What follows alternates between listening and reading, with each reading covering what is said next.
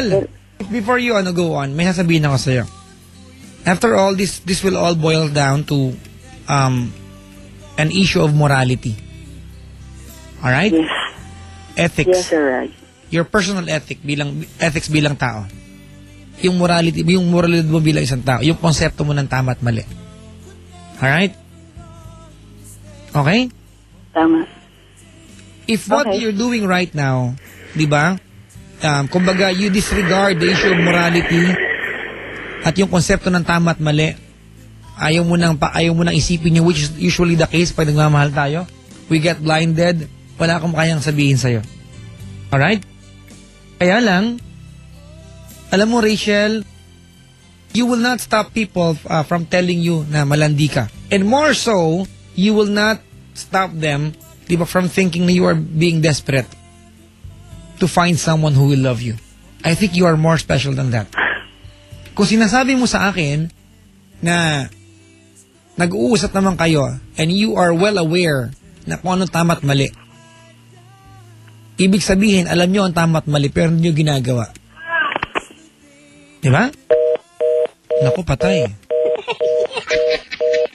Narinig. Sailor Jing, binaba. Narinig, oh.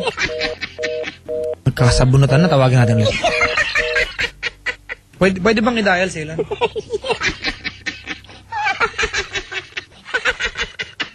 Parang ano to, nagkakagulo mga kaibigan, ha?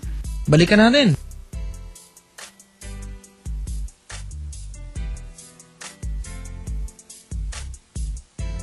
Binabalikan lang po ni Sailor Jing, mga kaibigan, caller po niya to.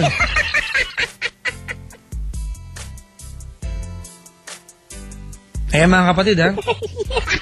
Okay nangyari. May naapakan siya doon.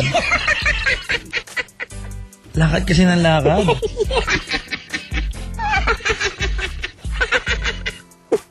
Ang ganda ng ng live show, no? Lahat ng mangyayari. Hindi nagri-ring? Oh, etching lang binigyan na number?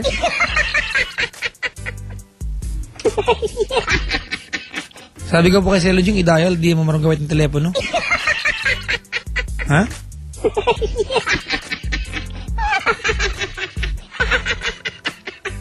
Okay mga kaibigan, binabati ko pala ng mga Woodstock sa Barangay Rizal, Makati at happy 5th monthsary. Nga pala kay Elaine at Archie. Woo! Sabi dito.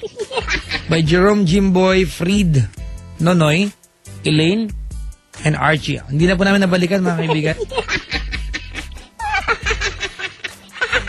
Sayang, Pero mga kaibigan, ganito, tuloy ko lang yung discussion, mga kaibigan, Kapag ganito po kasing kwento, this will all boil down to issue of morality, ng konsepto na ang tama at mali. Diba? Yung ethics mo bilang tao. Diba? Mga kaibigan, it only shows kung gaano mo kayang baliwalain ang lahat ng sasabihin sa ibang tao just to be with someone you really love.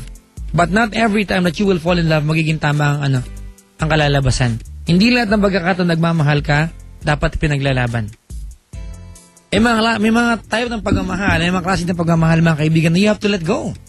Diba? Na kailangan mong pakawalan. Because you know very well na from the very start, it's not going to be right. And it's always going to be wrong.